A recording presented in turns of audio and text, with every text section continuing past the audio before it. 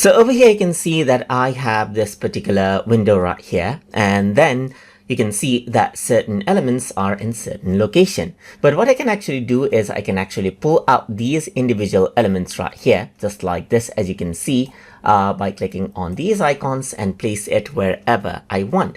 And this is how you can actually go ahead and customize out the workspace as you like as well. So if you want to go ahead onto, let's say for example, Windows right here, if you go there onto Workspace, then you can see that you have the default workspace right now. You can go ahead onto Light Workspace as well. And once you do that, what happens is that you get onto the light mode, just like this. Similarly, you can also go around onto touch mode, specialty mode right here, like illustration and so forth. So if I were to go around over here, then you actually go ahead onto the illustration mode right here. If you're used to Adobe Illustrator, let's say for example, then you can actually go to Adobe Illustrator right here, and then you will get that particular layout right here, as you can see, and then it adjusts you so that adjusted so that it's much more closer to Adobe Illustrator right here, just like this.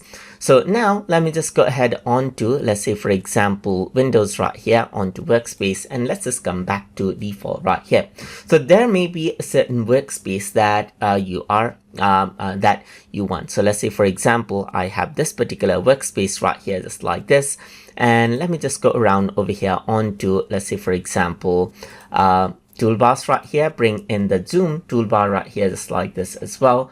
And then around over here, you got the zoom toolbar. Let's just go ahead and put this on the top right here, just like this. So once you go ahead and do that, this is the layout that you have. And let's say you want to go ahead and save it so that you can access this for future use. In that case, you can go around onto Windows right here, and then simply go ahead and set this out as a new workspace. So I'm simply going to go ahead and type in custom right here. This is based on default, and I'm just going to go ahead and type in as TutorTube and set it as current.